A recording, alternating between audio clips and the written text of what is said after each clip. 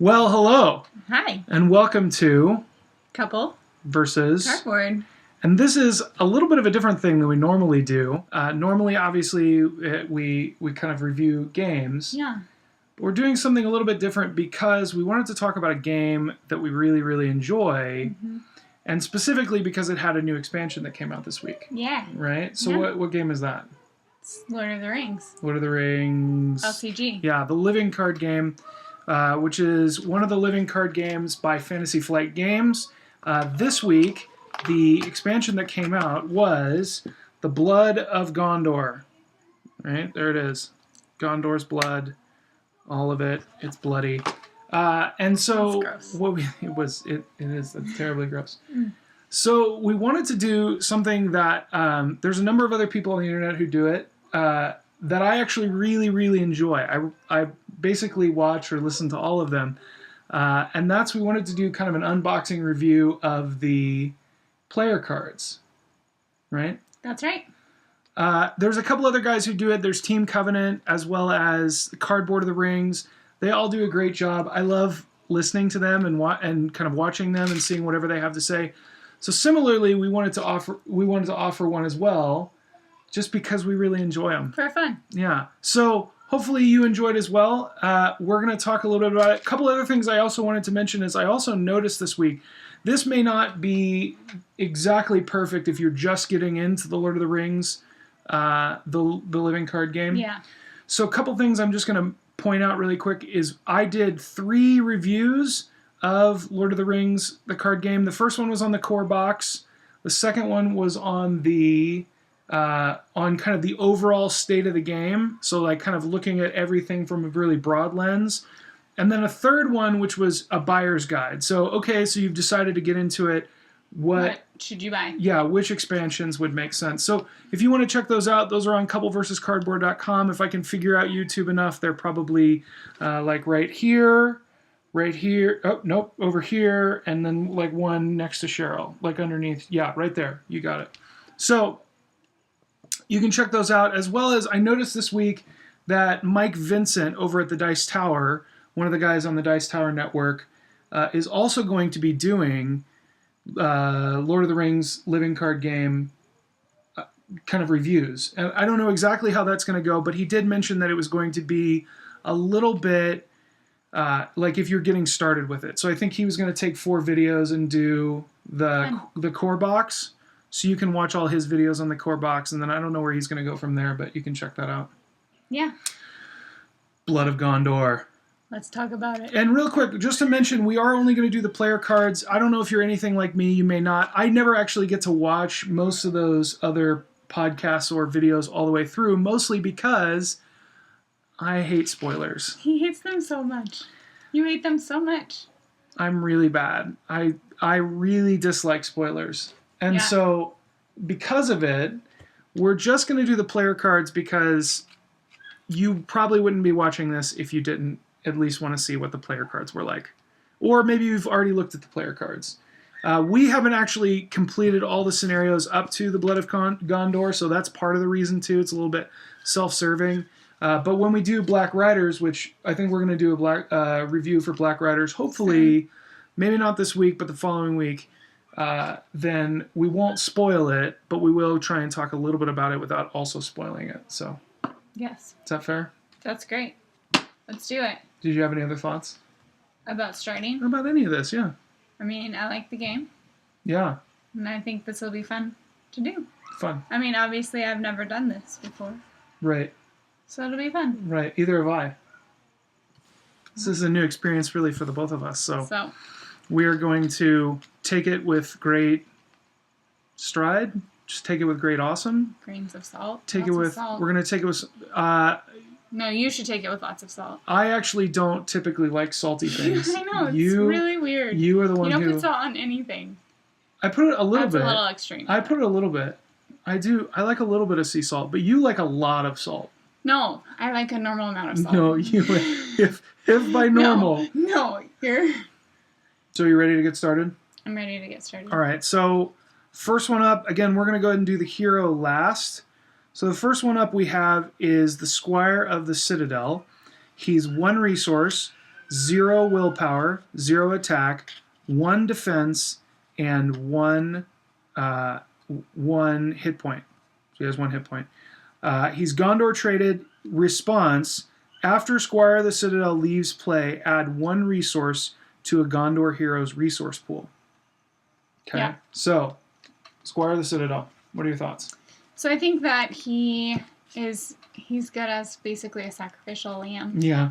So, which makes me really sad because if you see the picture, which Hopefully, if I hopefully did this right, can you see can it look right up there. here. Yeah, it's right behind me. He's like this little kid who's like excited about like going on the adventure, and he's like, Take me! and he's just gonna die. Yeah. It is really sad. Yeah. But I think he'll be very useful. Yeah. We'll be glad to have had him. Okay. Great. Yeah. And I think the other thing I just wanted to mention, I think he's great in a Gondor deck. Like, I think with the Boromir who came with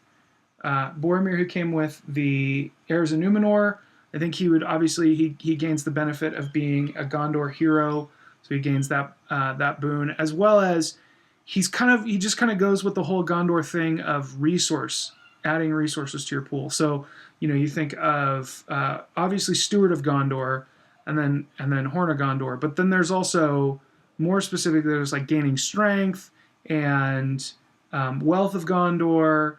As well as even some of the combos with, I think with those, some of the combos with Fire of Gondor and Blood of Numenor, I think that kind of thing could be a really, obviously just kind of plays into that whole adding resources to be able to pay for a lot of things, right. Which is also really helpful in leadership because I tend to feel like are expensive. Very expensive in leadership. So cool. Great. The next card is an attachment card. It's the Tome of Atanatar. Tome. And it costs 4 resources. And it is leadership, and it's a trait record. And it says, attached to a leader hero, reduce the cost to play Tome of Atanatar by 1 for each hero you control with the printed leadership resource icon.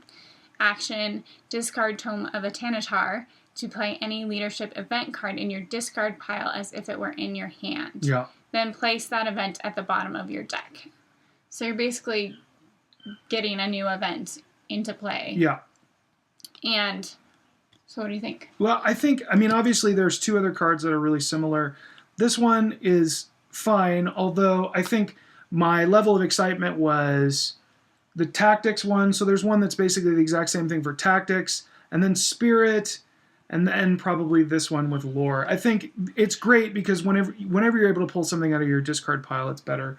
Mm-hmm. But at the same time, leadership I don't usually feel has the hard hitting events that I would want to kind of pull back a second time. Fair. Though as I think about it, one thing that you can actually do that would be really interesting is leadership does have a lot of events which are really expensive.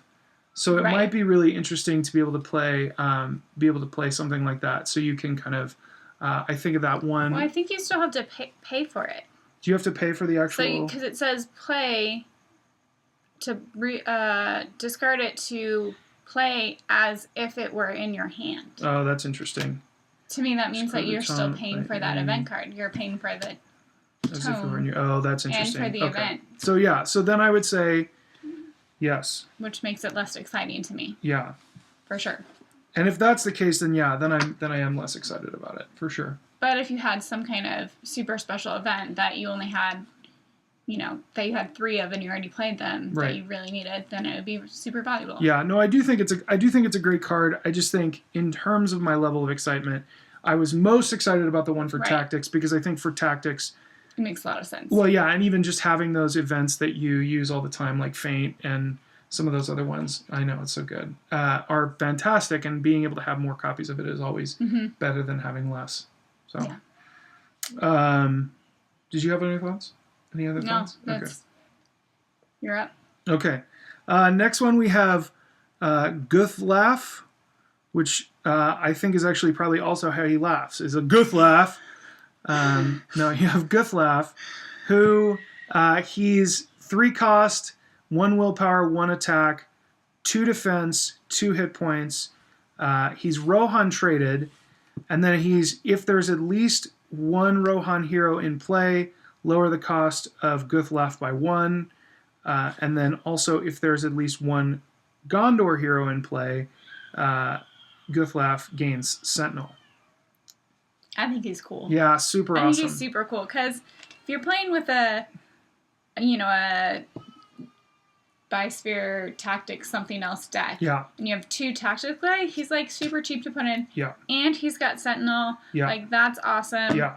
Yeah, I think he's really cool. Yeah, absolutely. And I think he plays well with, obviously, they spoiled Theoden for the next one, so Theoden's going to be a hero. So something like a Theoden and who's another, like Theoden and Boromir, or some of those kinds of decks could be really interesting. In addition to that, there's 2 cards. There's But I Am No Stranger, who gives somebody the Rohan trait, as well as Mutual Accord, which is an action, and I think it's free, and it's a leadership action, which basically makes anybody who's Rohan Gondor and Gondor Rohan. So that, obviously can cover your heroes right there. So I think he's awesome. I think he's great. And I think obviously it gives you the versatility if you have one or the other, but at the same time, he's great if you can have both. Yeah. I think he's one of the cards I'm most excited about in this. Yeah, for sure. I agree. There's another one I think that I'm more excited about that's coming. Oh, yeah. Okay. I think I know which one you're talking about. We'll have to see how that goes. Okay, next up. It's a mystery.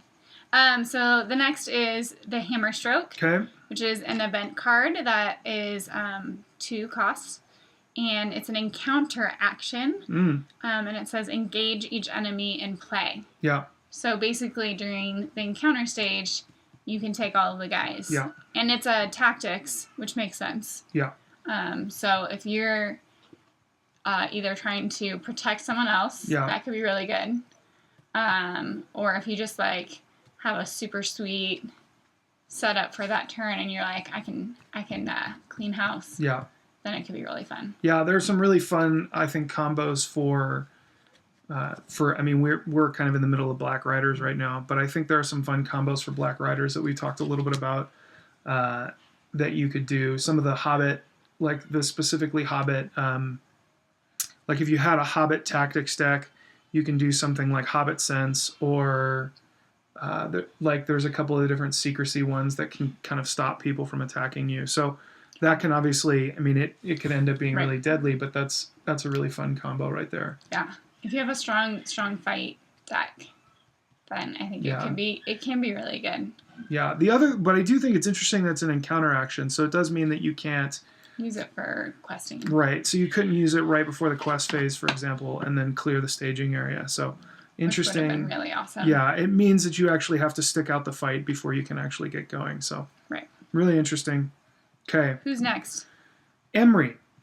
Okay, so we have Emery. Emery is 3 resources. She 1 willpower, 1 attack, 2 defense, 2 hit points. Obviously, she's a sphere. Discard the top 3 cards from your hand. This is an action. Discard the top 3 cards from your hand. Discard the top 3 cards from your deck to put Emery into play from your hand under the player's control. Then, if any discarded cards have tactics, lore, or leadership sphere, discard Emery. So obviously one of the biggest things that she's going to be is part of the whole monosphere thing of Against the Shadow. So the Against the Shadow being one of those things where they really wanted to try and add some boon for people who are trying to do monosphere decks, which I think is great. What do you think about her? She kind of confuses me. Okay, yeah, for sure. Truthfully, I'm like, I don't get you. Okay. And because it does seem like. So, if it's that you don't have to pay to put her in because you're basically paying with cards. Yes. Then I get that more. Okay. Like you're trying to get someone in and you don't have resources. Right. That makes sense to me. Okay. But basically, you're like, if you don't have a monosphere, then you're just like shooting the moon. Like, or it looks like if I may be reading this wrong, but it looks like you could pay 3 resources and just put her in. To just put her into play, Which, I mean, to be fair, she's not the worst traded or worst statted person Right. that exists. No, for sure. But obviously I think it's a bit of a gamble. One thing I was thinking about is if you had the Imladris Stargazer, she could be really good. So if, for example, she lets you exhaust Imladris Stargazer and rearrange the top 5 cards of your deck. So that is a combo if you're really trying to get Emery into play for free. I do think this is the first card that I've seen that has an action that you do from your hand. So it looks like the action itself goes off from your hand, which is, I think, really interesting. And I think part of what makes her incredibly confusing. But in general, I like her. She obviously has 2 defense, so that's pretty fantastic. Do you know what her story is? Like, is she I didn't look her up. I don't know who Emery is. She may just be a Fantasy Flight created character, but anyway. Yeah. So they usually have flavor text, although sometimes they add flavor text just to, make someone seem a little bit like they're part of the whole deal. So, anyways. So then we have a spirit event card that is 0 resources, which is always a good thing. Yeah. It's called Children of the Sea. Okay. So it's an action, and you choose a Sylvan or Noldor ally you control, and that ally gets +2 quest until the end of the phase. Then at the end of the phase, you shuffle the ally into the owner's deck if it is still in play. So, what do you think? I go back and forth on this one. So one thing that I really like about it is it can almost be like a kamikaze with something like the Sylvan Refugee. So Sylvan Refugee, I think people were really critical of it when it first came out. I've enjoyed it generally. Yeah. It's a gamble because it's 1 resource and you get 2 willpower to quest with. So I think that's great. It doesn't exactly match the fightingness of kind of the Against the Shadow cycle. But at the same time, it's cool to have 2 willpower for 1, right? It's really cheap. It's great. And to have it be Sylvan traded, which I think is really great because there are a lot of cards that are that can work well with Sylvan and Noldor. I go back and forth on this one though because I think it would really work well with the Sylvan Refugee. It's a huge gamble, but then again, maybe it's worth the gamble. I mean, you're basically paying 1 resource total for a total of 4 quest. The one thing I'd say though that I actually really like about the Sylvan Refugee is that you're able to pay, like you can use like something like Stand and Fight, or you can use something like Dwarven Tomb to bring her back. This one puts her, like shuffles her back into your deck. Right. So it makes it a lot harder to bring her back. The other thought that I did have was this might work well if you have a Imladris Stargazer. Not only because it would let you theoretically pull another Imladris Stargazer, or pull this out of there faster again because you can just look for him, but also because the Imladris Stargazer basically just does nothing otherwise. She has no stats. She's like all 0s except for that. So she either works as a chump blocker, or if she's exhausted, not even that. So this could actually work with something like that as well. So I don't know. I go back and forth on this one.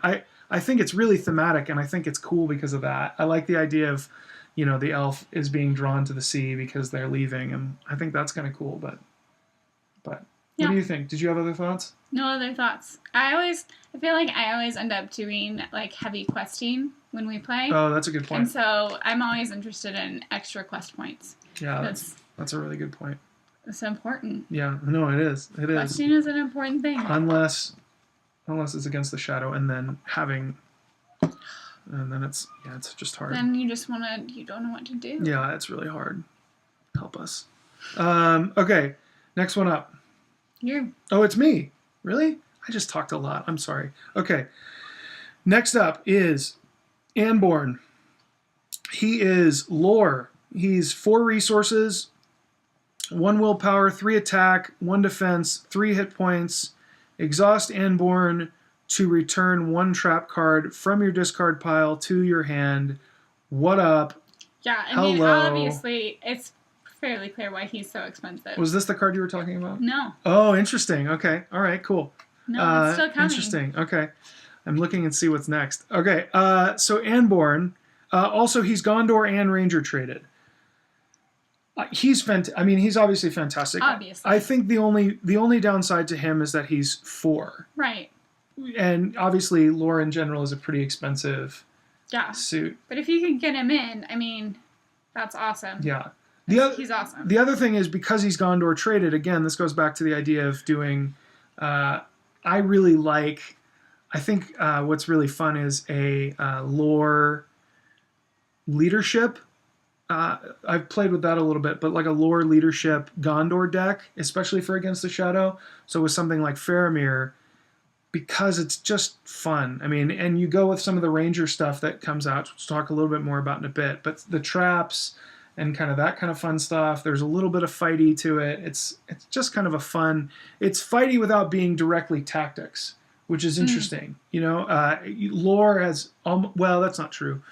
But lore has kind of had this like ambiguous relationship with fighting people. Right. Not as ambiguous as Spirit, but it's had kind of this ambiguous relationship with like fighting people directly.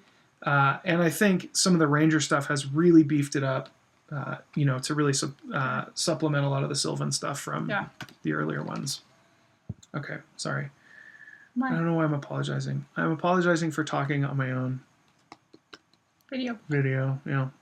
I might edit that out. I actually probably won't. So deal with that, internet. Okay. Okay. Did you have other thoughts about Anborn?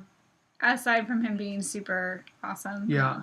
Okay. I mean, obviously he's expensive to put in, but he is gonna... I mean, the trap cards are really cool. Yeah. And he has 3 attack, which...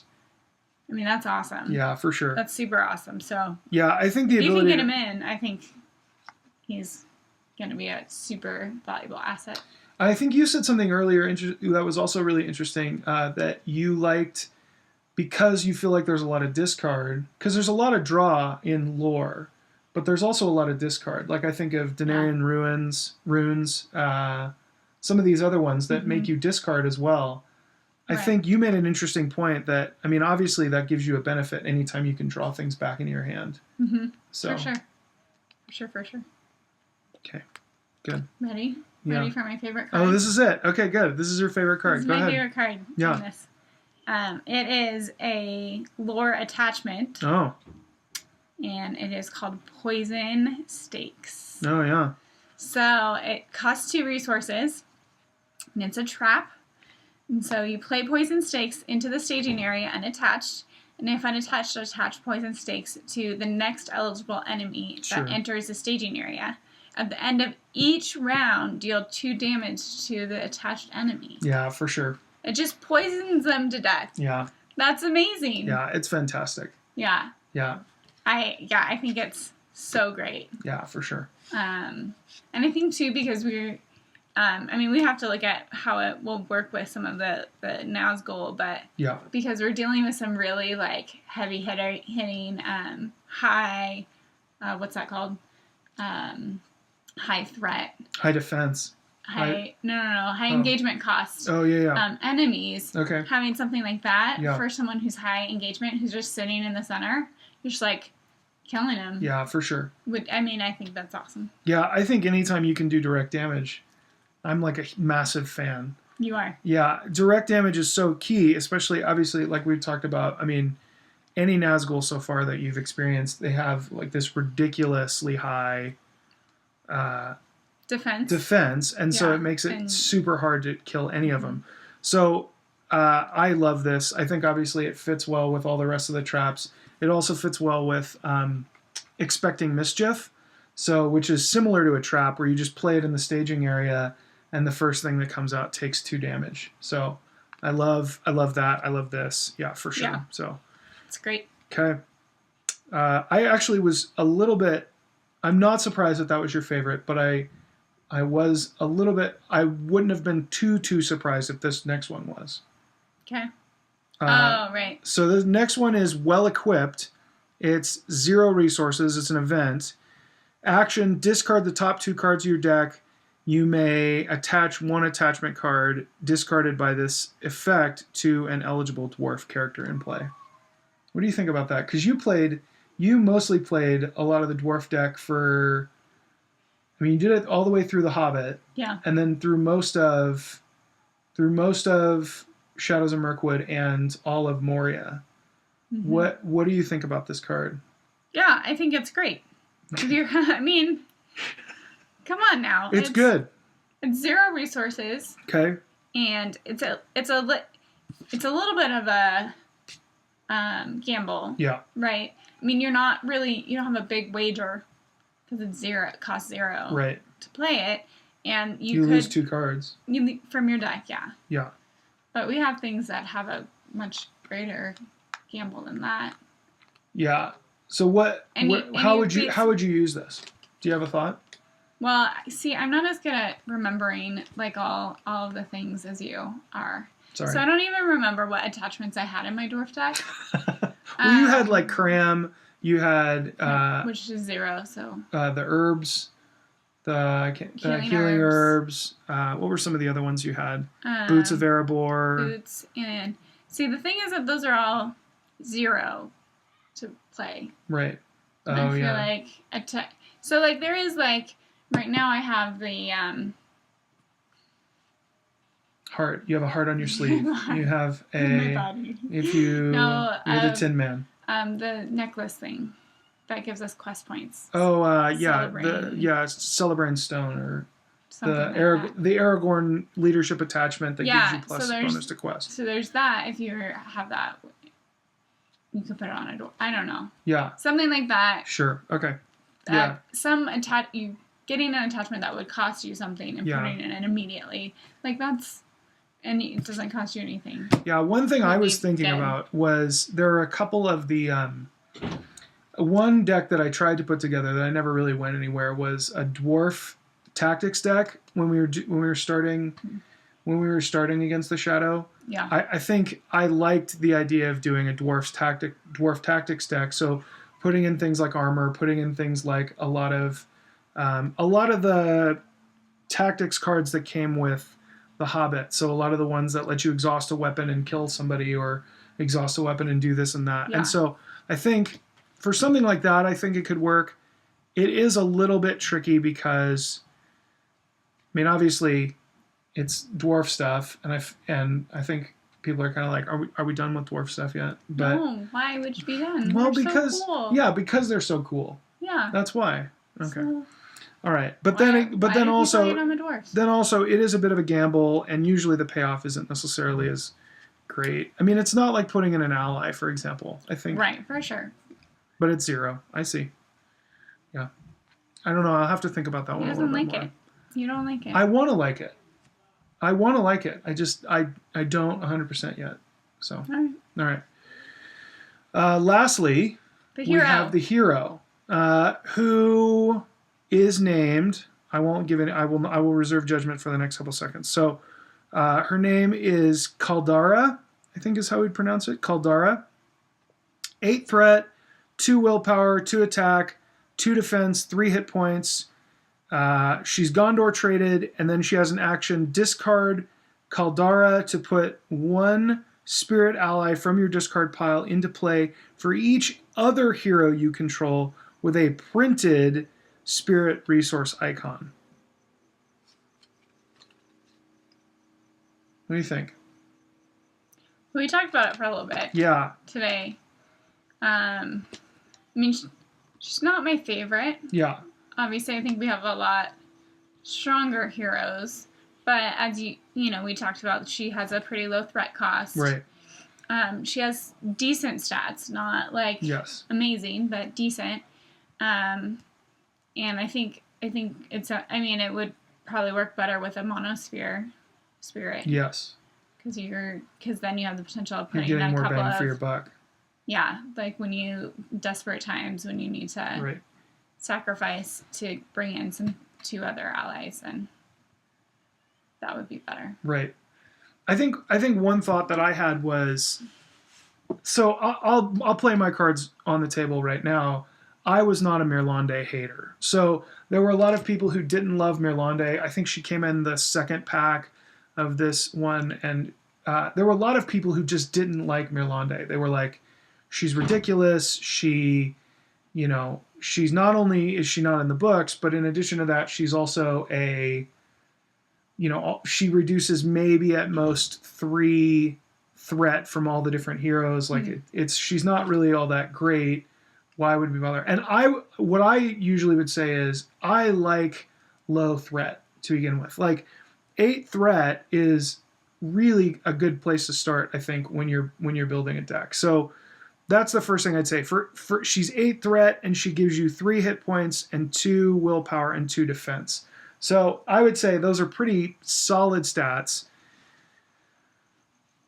Her ability, I feel like I would have to play with it to see if it works. Well, I feel like it's like Boromir. Like Boromir's ability, the tactics Boromir is discard Boromir, and I think he does 2 damage to everybody he's engaged with. It's tough because with someone like Boromir, it's obviously a very thematic ability, but it's not as helpful. Yeah, because you have to ditch a hero. I mean, I think discarding a hero is basically, I can't think of a situation in which it's like a good thing. Right. So, it's like a last resort. Yeah, and because she only has 3 hit points, it's hard to tell when that last resort is. And because I think I would be maybe a bit more head over heels about it if it were a response, but because it's an action, because it requires me to fire it off in order to do it, it's hard for me to really be excited about it. It is, again, giving a bit of a boon to the monosphere, but at the same time, I think she's good because she's like a safe 8. She has 3 hit points. She's got she's almost got the same threat as like a expensive hobbit. Right. And so in that sense, I like her. But as in general, the other thing that I was going to say, there was one other thing I was going to say, is I think Black Riders changes this a little bit. Because campaign mode, one thing to be considering is putting in characters that you don't care as much about and who don't thematically screw up the whole game. So what I mean by that is like Mirlande I like a lot because if Mirlande dies in campaign mode, I don't know that I'd feel comfortable playing Caldara in the Shire because she's Gondor, but Mirlande I would, and guys like that I think is good because then you have somebody you can sacrifice in case it comes down to that. We lost Fatty this last week, and that was really hard because Fatty's ability is fantastic. So it's one of those things where I would say, as far as Caldara is concerned, I think she falls into that frame where it's like, I would feel comfortable throwing her into a deck knowing that if someone died, I'm not losing, say... Samwise. Yeah, I'm not losing Sam, or I'm not losing, Aragorn or someone like that. Right. So I think that's something as well to be considering, is that with campaign mode, we have to also be considering that I might lose a hero, and so for sure. Anyways, so that's it. That's what we have. That was Blood of Gondor. Those were all the player cards from it. What did you think? So should we do more of these? Tell us more. Tell us if you like this. If you liked it, comment below either on our website, coupleversuscardboard.com, or on the YouTube page. We'd love to know what you thought about it. Yeah. And your thoughts about the new cards. Yeah, absolutely. How you will play them. And tell me if you disagree or agree or whatever. Be nice. Come on, we're board gamers. Let's be nice about it. But at the same time, we're nice.